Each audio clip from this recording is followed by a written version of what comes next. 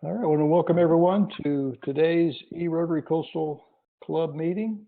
Today is Thursday, the 11th of May, 2017. If you're on a computer or on your mobile device and you're seeing us visually and you can see the slide that's currently on the screen, we want to make sure that you have your audio settings connected properly. If you're using your computer with the JoinMe.app, there is a three-button icon or three-dot icon. It's in green at the top of your screen. If you click on that, it allows you to select your settings for your audio and video preferences. So if you set your audio preferences to whether that's your computer or your phone or whatever the audio is you're using. If you're using a mobile app, JoinMe.mobile app, it's an actual telephone icon at the top of your screen, same thing. Just set your audio capabilities. And then once you do that, if you can please silence your device microphone. And how that works, if you're on the screen and you're on a computer, you'll see bubbles to the right-hand side of the screen. And you should see a bubble for yourself. And in that bubble, it has a little microphone icon. Just click that to mute, and that'll keep down background noise. And then if you're on your mobile device, just use your mobile phone just to silence your microphone. And then that way we'll keep down background noise. And then at the end of the meeting, after our speaker gets done, we'll be able to open up the mics and allow you to ask questions. In the Rotary tradition, we start with the Pledge of Allegiance. As we grow into an international organization as far as our E-Club is concerned, when we get a member from a different country, I'm not sure how we'll have to rethink this, but in the United States, we say the Pledge of Allegiance to the flag. And so I'll say the pledge right now. If you want to join with me, that's fine. I pledge allegiance to the flag of the United States of America and to the republic for which it stands, one nation, under God, indivisible, with liberty and justice for all. Of clubs is the four-way test of the things we think, say, or do. Is it the truth? Is it fair to all concerned? Will it build goodwill and better friendships? Will it be beneficial to all concerned? That is the Rotary motto, four-way test. It guides us in our service activities. If you're new to Rotary or you're unfamiliar with Rotary, Rotary is a service-based organization. We come together to collaborate and to cooperate with one another in areas where we can be of benefit to our local communities, our regional areas, and then working together with other clubs and Rotary International through Rotary International global initiatives. So that's who we are, and we're actually a virtual club, and so we have the opportunity to work both virtually with multiple clubs as well as jointly as we do service projects together. Today we have a great opportunity to hear from Lanor Curole. She is the Administrator Director of the United Houma Nation since 2011. Ms. Curole has also been the Program Director of the United Houma Nation Vocational Rehabilitation Program since 2000.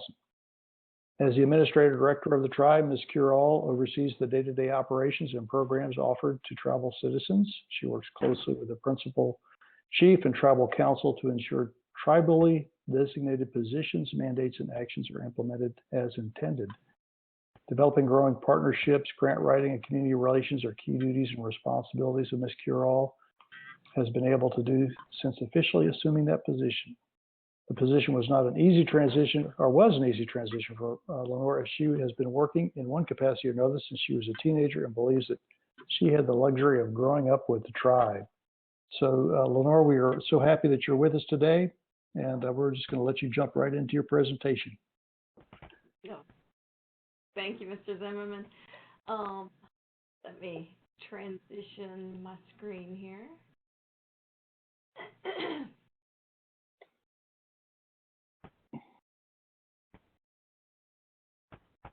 Is everybody able to see my screen? I'm currently seeing Charles's screen, so. Yes, Charles, this is Gary. Hey, Gary.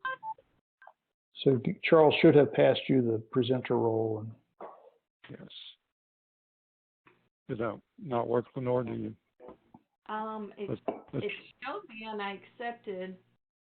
let's try to when we practiced, this went way too smooth, and you said it was going to be too smooth. Okay. Let's try again. Okay, so. There you go. It says you are now the presenter. Okay, here we go. So I want to thank you guys for having me. I appreciate that. I always think it's funny. Still not seeing your screen, Lenore. Okay. Are you now? No, I'm still seeing Charles's screen. Is your slide presentation up on your screen? Yes, it is. Okay. Charles, not presenter. He took it back from you. He's going to slide it to you again.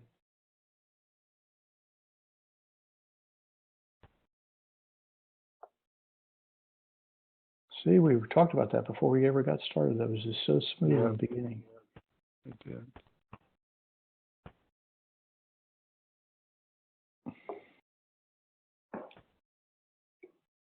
I don't see if you can accept the presenter role. I wonder if she has to reopen her Join.me app when you first slid it to her. Or she downloaded the app.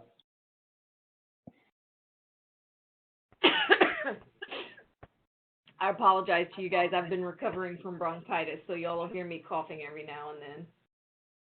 That's okay. We're just trying to get this to work here. We'll try one more time.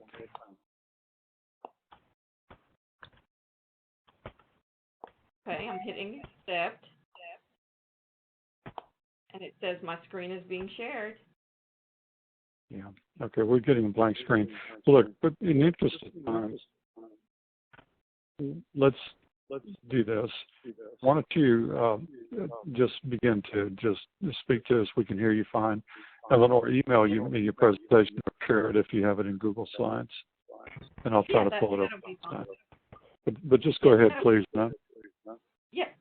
So I hope to just kind of share with you guys today where we are as a tribe, and I am a tribal citizen. I grew up in Golden Meadow and lived there up until probably the last 5 years, and now I live in Raceland. And no matter how far I've moved from the community, I always still feel like I'm part of Golden Meadow, you know, and I think that is a huge testament of how our people feel those connections to community. And so what I want to share with you guys today is really kind of how we talk about the issues related to the Louisiana coastal crisis. And for me, I will tell you, I consider it in a lot of instances very much in line like a disaster, which is not how a lot of folks refer to it. And so in looking at technically the definitions of a disaster or a crisis, and I guess I would challenge for us to maybe have a discussion is are we experiencing a disaster, or are we experiencing a crisis, and is it both? Is it potentially both? And so technically a disaster is an event or fact that has an unfortunate consequences. And I think when we're looking and facing the issues of what's going on in southeast Louisiana, well, really along the entire coast of Louisiana, I think we can all agree there are definitely unfortunate consequences that are going on. We may not all agree on what the causes or how where we are and whatnot, but I think that's something universally we can all agree that we agree there are definitely unfortunate consequences we're facing. So I think in that effort, we kind of got to do the checkbox of saying, yep, it meets that part of being a disaster. The other thing is disasters are usually kind of defined as a sudden event, and so then that kind of has the question for us is well, this is really not a sudden event because we've been experiencing this for generations, unfortunately, but it's in line such as an accident, natural catastrophe. it causes great damage or loss of life. You know, but again, it's kind of which end of that angle do we look at it, and then as well as the synonyms for disaster, or you know, it's a catastrophe, a calamity, cataclysm, tragedy, an act of God, a holocaust, an accident. You know, and so I would beg us to kind of look and think about, you know, do we feel like that's the experience people are having? I can tell you from personal experience of talking and interacting with tribal citizens that live on that front line of the coast, a lot of them are feeling that, you know, and it's a real difficult thing, I think, for a lot of people to put into words. And for me, in a lot of instances, I've really kind of started referring to it as this slow-moving disaster that communities are experiencing. And then as well as I think it's also a crisis. So crisis is the time of intense difficulty, trouble, danger. Are we at that point? You know, we have a coastal master plan specifically to deal with this issue. I think that's, you know, of importance to note, you know, that's mandated. Crisis is the time when it's difficult, or when a difficult or an important decision has to be made. Are we there as a community? You know, in a lot of ways we are, and people are having to make very important decisions at an individual level, at family levels, at community levels, at governmental levels, related to everything that's going on there. And crisis is the turning point, and kind of comparing that to a disease. But crisis is the turning point. An important change takes place, and it really becomes that's kind of that pivotal point. Are we going to reach recovery, or is it death? And I think that's harsh words. But I think it's the reality that we try to two-step around in the community, because we try to put a pretty face on it, because sometimes it's a bit too difficult to discuss.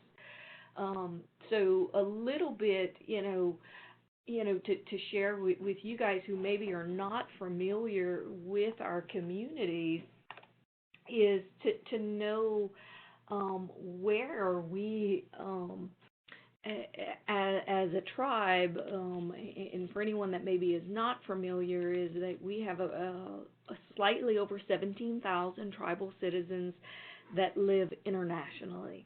About 13, pretty much between 13 and 14,000 of those tribal members live in 6 parishes. Primarily Terrebonne, Lafourche, Jefferson are our largest populations.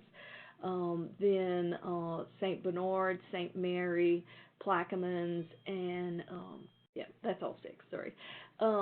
But our people have lived and moved into those areas traditionally as we resettled. And so in the early 1600s, there was a time when our people in our communities would have been settled in the Angola area near north of Baton Rouge. And so if anyone's been up in those areas, our people were farmers, but they lived seasonally, and they would move back and forth between communities.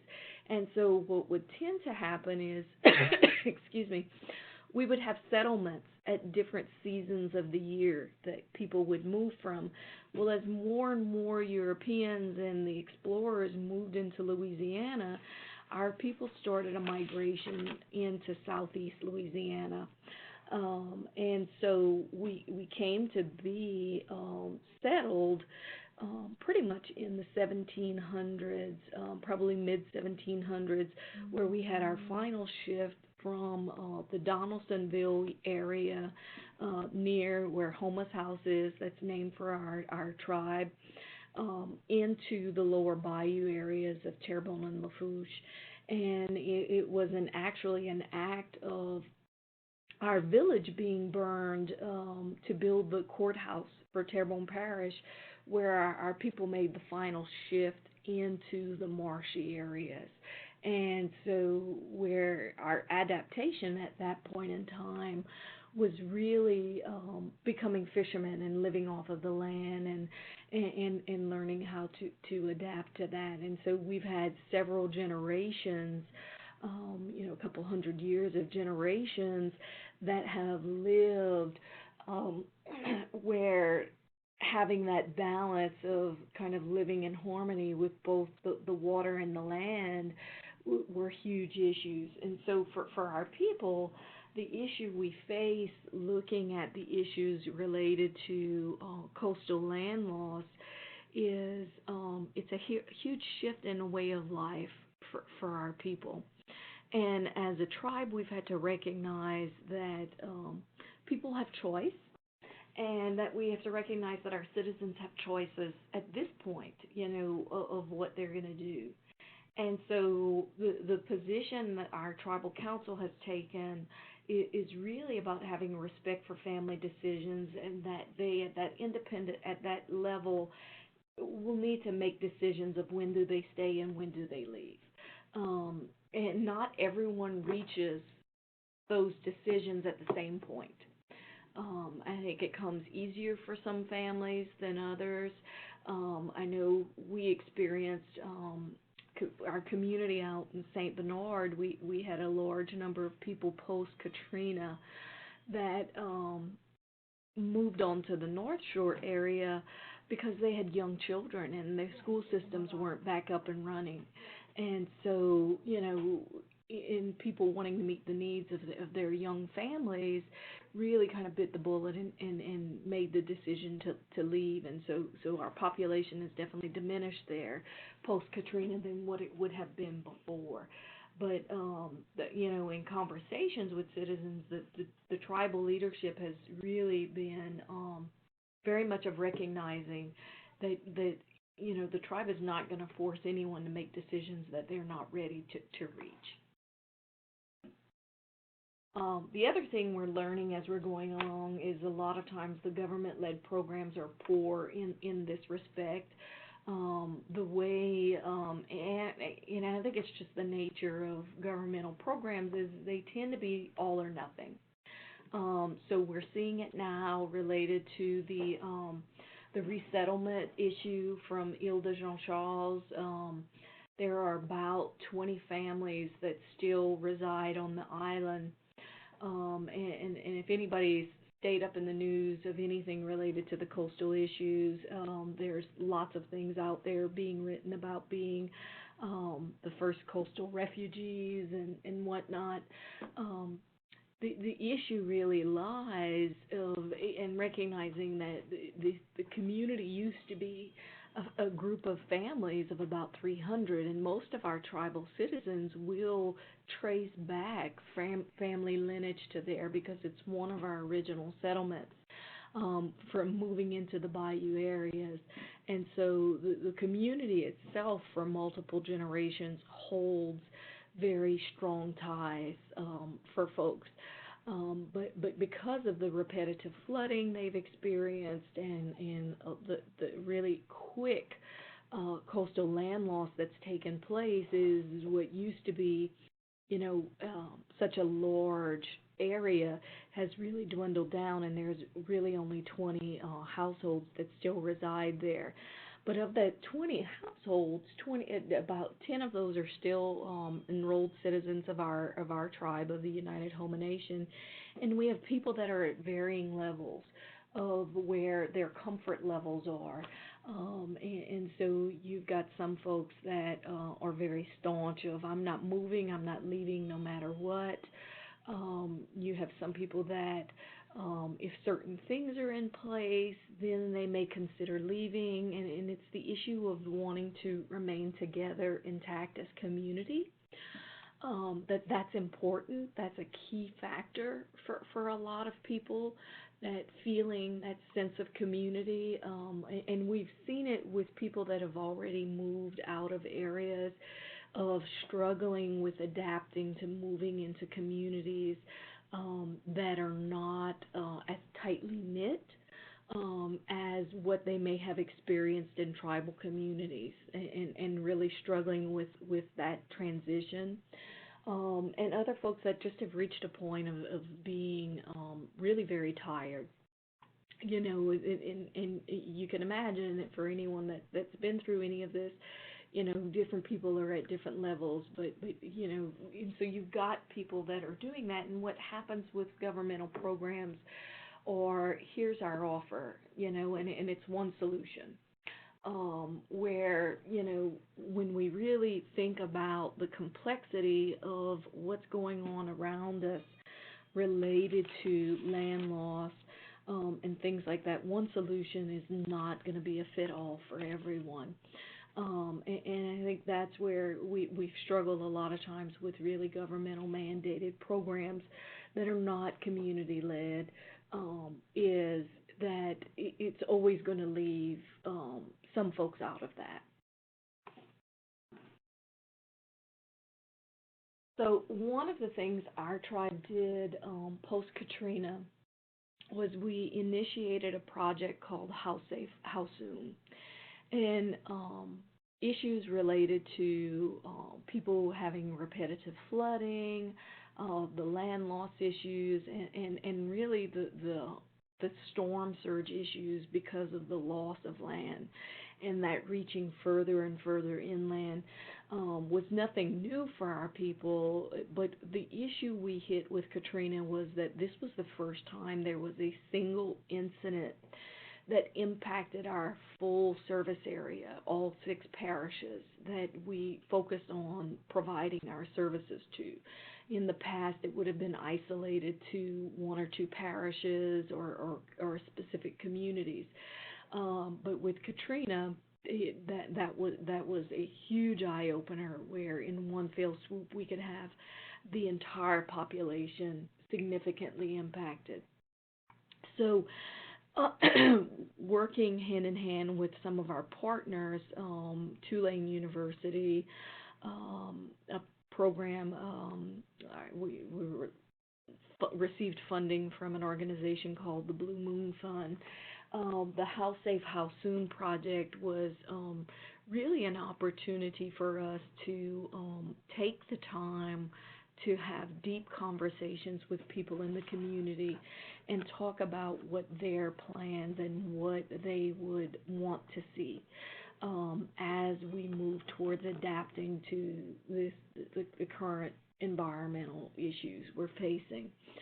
And the first issue we ran into, and that people were in agreement, was that loss of protection and storm surge, we had to figure out shelter options for our citizens to move as a community. What we were finding with our citizens is that strong sense of being culturally connected to one another was actually creating barriers for people to make decisions to leave when they were in direct impact, in line of direct impact of potential flooding and damages from hurricanes and whatnot. And so, and as well as our older generation, we've had some folks that have never been on an interstate before. And so for the first time, we're running into situations where with major storms that are Category 2 or above, and the recommendations is that you have to evacuate above and beyond Highway 90. Well, we have folks in our community and that just have never been on an interstate before, and so the whole concept of that all of a sudden they've got to hop on a bus and take off to Lord knows where is a very scary prospect. And so our citizens were really kind of clear of if we could evacuate together as a community, where we knew where we were going and we could be together as a community in a shelter environment, they would do that.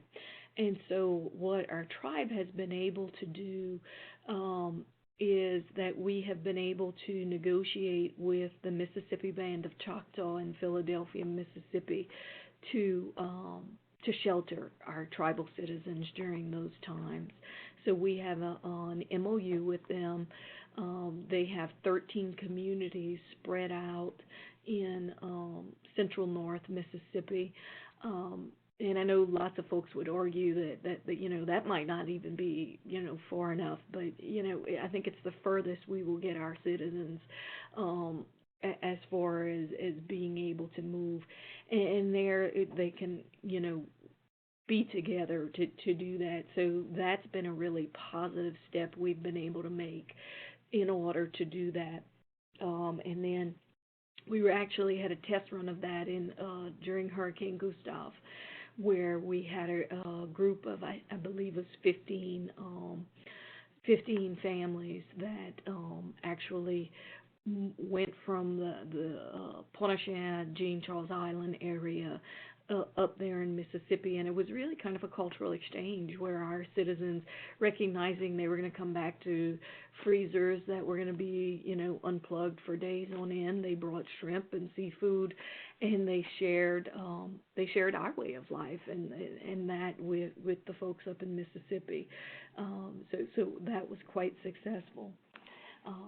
The other pieces is that we have a number of citizens that have been very staunch in that, regardless of what plans and things that are going on, they do not intend to leave communities. They are, very strongly rooted there, and don't want to leave. And so for us, we've really tried to look at how do we develop and work on programs, and this has probably been the most difficult component to really work on, is for people that choose to stay is how can they rebuild smarter? And there's a number of models that are out there for alternative housing and rebuilding plans, things that, we've had internal discussions of really looking at what are our traditional building models teaching us. So when you look at a traditional Houma hut that a family would have lived in, it was round. And the benefits of that, and you see it in some of the newer home designs, is that it's very difficult for wind to really pick up roofs when the roof may be angled in certain directions and whatnot. And the challenge with that is I don't know on a governmental level that's been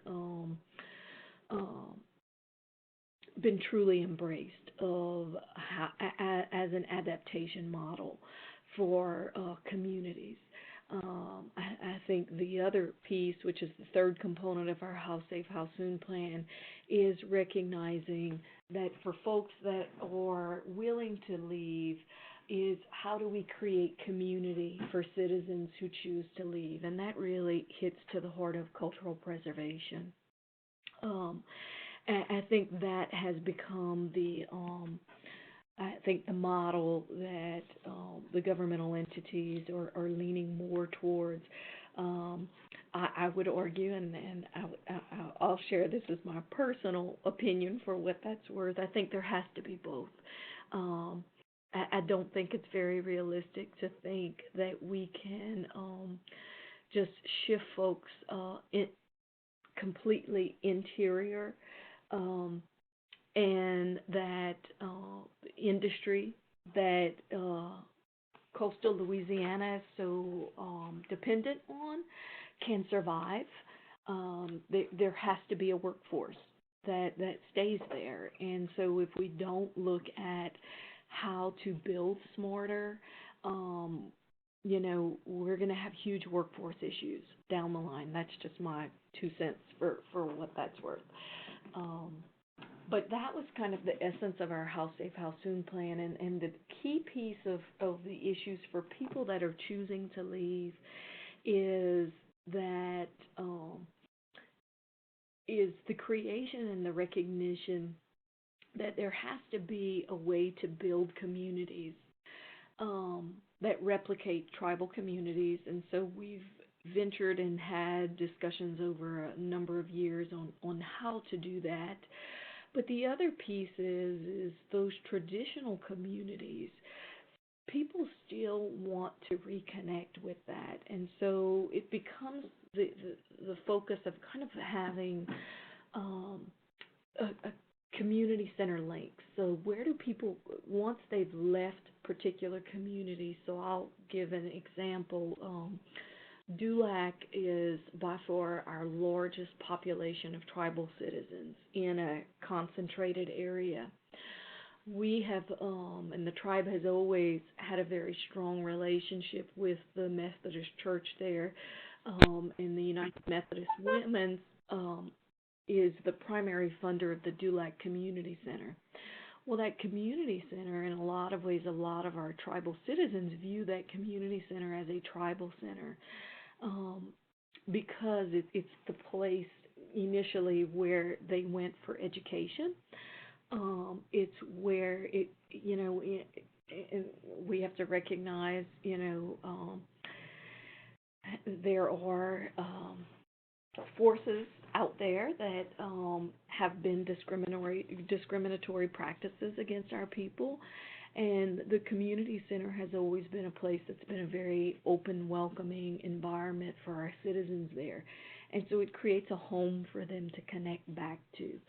So folks have expressed that interest of where do we connect back when we do leave those traditional communities. The other piece, and this is really dear to my heart, is really community mental health plans. And that is the issue of where we are today in the immediate future while planning is taking place. We have to recognize that our communities are experiencing grief much as we do when we lose a loved one. And so I've seen it just this last year, earlier this year and end of last year. We were working and holding a number of meetings related to the Louisiana Master Plan and sharing the mapping and the projections of what future without action and future with action would look like. And there was definite response from people in the community, and I've related that and had some discussions with folks in the mental health community that really I think what we're seeing is people going through stages of grief, and I think we're experiencing that at a community level. And so they're really, and depending on where you look, there's anywhere from 5 to 7 stages of grief. But the 7 stages is a lot of times, and I think for anyone that you've worked with anyone in living in this area, you probably can recognize some of the behaviors is the shock and the disbelief. And so that would be someone who just says, that's not real. It's just not. That's all made up things to scare us. It's just, I refer to it as the ostrich head in the sand of I just don't want to see it, and so I'm gonna, have that and that's the next phase is that denial, is it's not real. It can't happen. They're lying to us. It just can't be real. And so then the bargaining. And we see this as people go through, and if for anyone that's sat through any public hearings where decisions have to be made, the master plan is the greatest example I can think of this, where we really have to start talking about trade-offs. So whose community is worth more? There's only so much money to go around, and so I've got to build the case of why my community is more important to save than yours.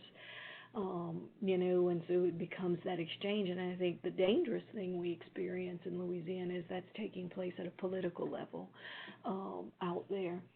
Then there's guilt, and people feeling guilty about, well, And I think a lot of times, I think for our average citizen, that guilt is what can I do, and it's that sense of is there anything I can do? And one of the more prevalent ones is anger. So when you go on to public hearings and you hear people very angrily expressing their opinion, or I literally saw this during one of our meetings, whereas we were showing the maps, and I could see one of our council members, and I could just see his blood pressure rising as we're looking at the maps, because the community that he lived in his entire life, no matter under the best scenarios, is gone. And so he was quite angry as we were going through that, but I think we have to acknowledge that. And then there are people that just experience depression. It's just too difficult to face this. It's too difficult to have the conversations. And the final stage is the acceptance and building hope. And some people go through this faster than others, and some people, get stuck in some points. But I think it begs a question for us as a community, is that we have to recognize as a bigger coastal community that we're experiencing this. And then we have to recognize that symptoms of grief can be emotional, physical, social, or religious in nature.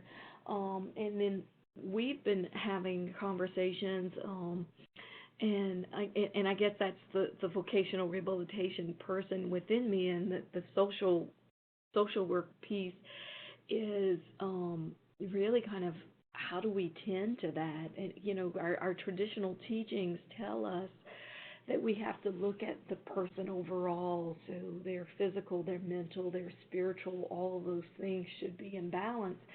So, I've been having conversations with some of our partners on how do we work with this, and what we're finding is that there's no known community-based mental health program for communities that are undergoing significant climate change internationally. Nobody's dealing with the issue. And I think if we expect people to get to the point of acceptance and hope, we may need to help them along of recognizing that the feelings that they're experiencing are real.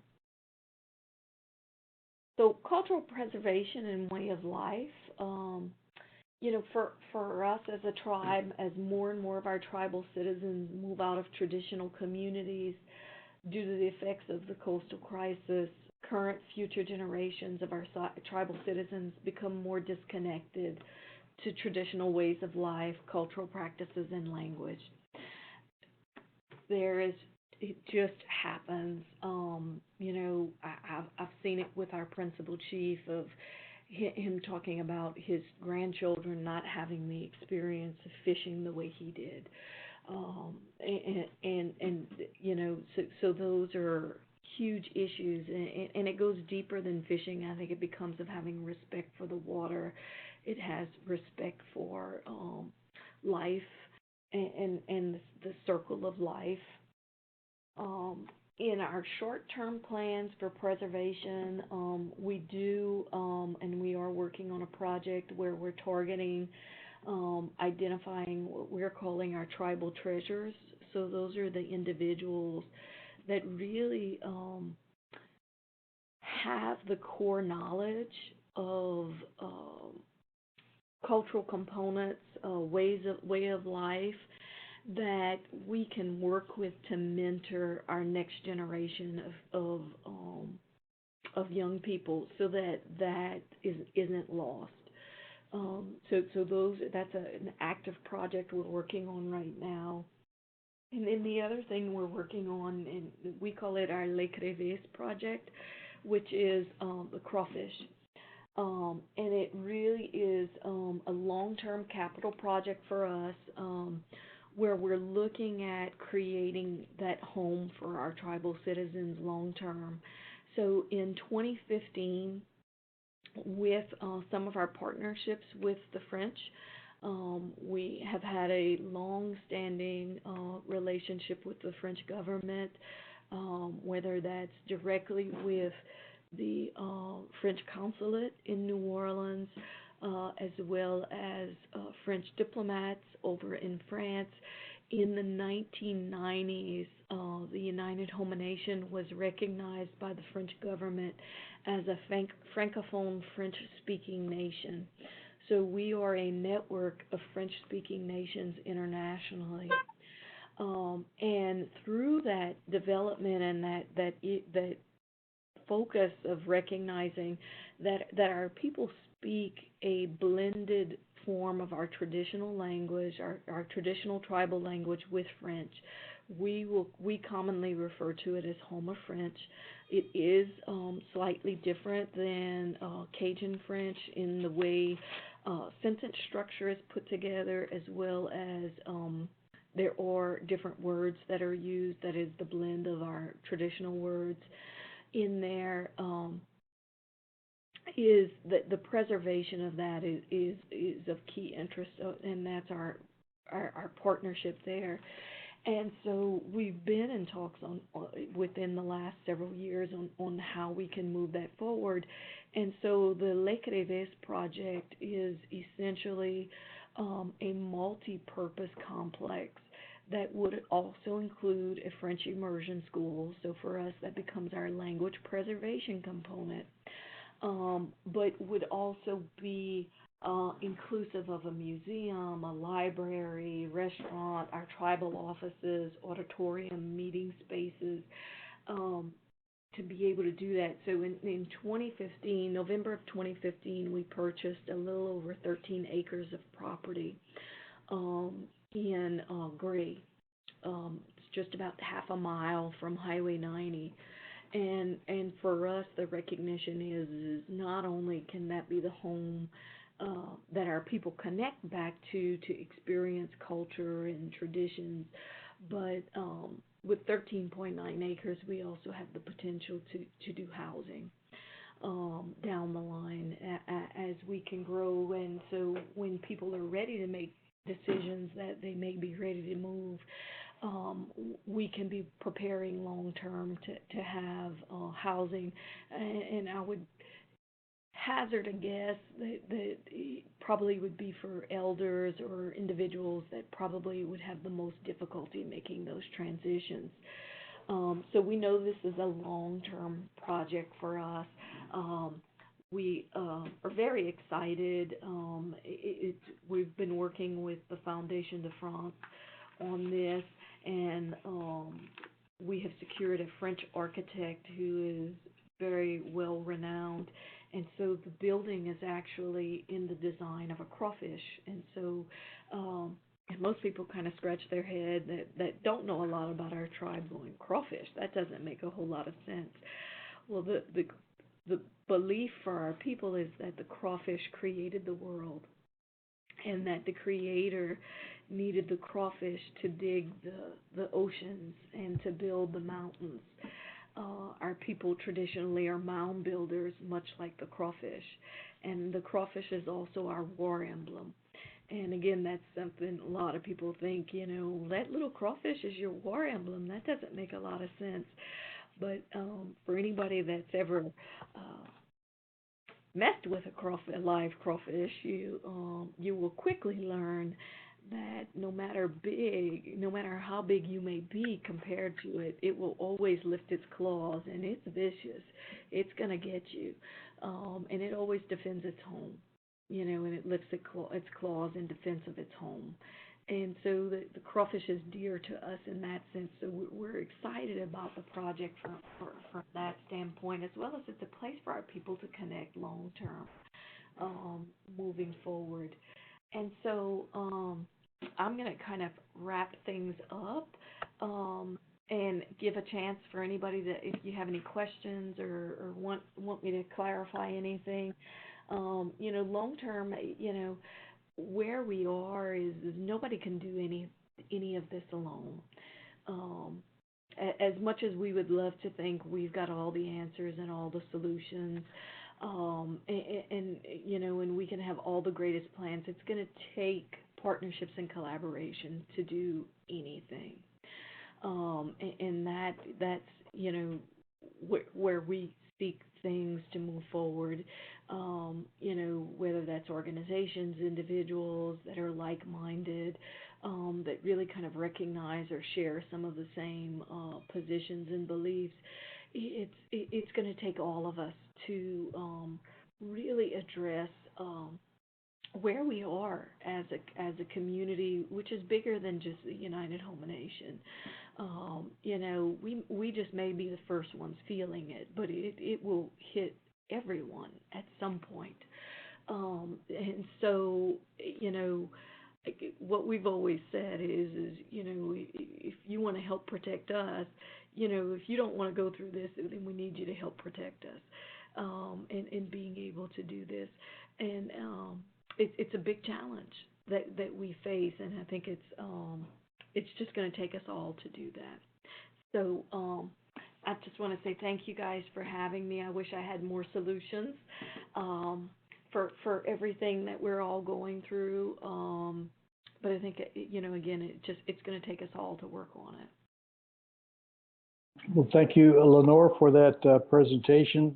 We apologize for the absence of the slides. It was a technical difficulty that we had, but the materials that you presented orally were really fascinating for myself, and I'd like to open it up to questions. If anyone would have a question of Lanor, I have one that I would like to ask you, because I thought that the issue that you addressed in regards to mental health was very interesting from a perspective of that grief within the tribe, and specifically since you're spread across a 6-parish area, how that can be a widespread impact as a result of that. It's just not a localized issue, but there's a wide footprint that you're covering, and I do think it has true implications to other residents within Louisiana who are going to be facing very similar prospects in the future. Yeah, and I think we've seen it for a while. I think it's taken us a while to really kind of put our finger on it. Definitely issues we started seeing, I would say, probably post-Katrina, where you had a large number of people that were doing home elevations and whatnot, and the issues you started seeing were, how on earth do residents feel who literally, are sitting, still, slab on the ground, but you're watching all the homes around you lifting up. And then, of course, and then we had Gustav that hit in 2008, and then you had a number of people that had done these home elevations, and they're thinking, all right, I'm safe, things are good, and they came back to have devastating roof damage. And so it becomes the issue of, in all of these small little ways, of continually being reminded how unsafe you may be, and that your community is changing no matter how much you want it to or not. We've seen it with the master plan meetings. A lot of times the people that attend those meetings, and as well as any of the public meetings, if anybody's frequented any of those, typically the people that are in the industry that have a horse a pony in the show, if I can say it that way, are the people that are there, but the average citizen doesn't engage in those. And what we're starting to see in having conversations with people is that they don't feel very connected to that. And I think it elevates the issues of depression, because it just brings to mind, and we saw it with the master plan of all those maps, where it hit home in very quick, fast, and in a hurry, that in our best planning, in our best modeling out there, is that we never ever gain more than what we lose. We always lose more. Right. It's very, very fascinating.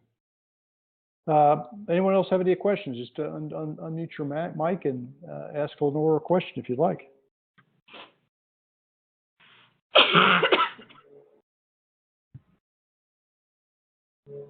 Well, Charles, do you have anything to add? Just very quickly, Lenore, is there any hope for the island community at all, or is that part of those things that are just predetermined to be lost? This is just my opinion. I'll give the disclaimer. It's not probably the opinion of the United Houma Nation in one particular thing. What we're seeing is, I think there's going to be this slow erosion of the community getting cut off from resources. And so for folks that that may not opt to, because it is choice in the relocation plan. The people do have a choice to say no, I'm not going to relocate. I've tongue-in-cheek referred to it as passive-aggressive relocation. Is for folks that do choose to say I'm not going to relocate, is that they may very well, because it's already happened, they've lost access to natural gas. So then the next thing is if they get another big hit, is electricity going to be reconnected, or are they going to just lose all resources coming out there for livability? It was a huge debate by the parish council last time, the road that was going out there, of whether or not it was going to be repaired or not. There's just only so many times that's just going to happen. So I think what'll happen, unfortunately, is that's just going to get eroded, where it's just going to become too difficult for people to live there. Wow. Pretty stark. Yeah. Well, again, as mirror Philip's comments, a wonderful, compelling presentation today. Again, our apologies for the technology. Lenore, what we'll do is we'll post your presentation in its fullest form to our website as an archive, and so everybody can access the information that unfortunately we weren't able to see today. Okay, and I just sent it to you, so you should. Great. Well, thank you so much. Yep. Philip? Well, very good. That wraps up today's edition of E-Rotary Coastal Club. If you have an interest in joining us, please go to our website and hit the Join Me or Join Now button at the upper right-hand corner of erotarycoastal.org. I'd love to have you as a member, or if you know of anyone else who would like to join us, like to invite, please feel free to invite them as well. Our next speaker is going to be Mark Wingate. He's with the U.S. Corps of Engineers, and he's the Deputy District Engineer for Programs and Program Management for the U.S. Army Corps of Engineers, and he's going to be addressing our coastal zone as well. So we look forward to seeing you and hearing from you in 2 weeks. And with that, we'll go ahead and call it a wrap. Thank you, Charles.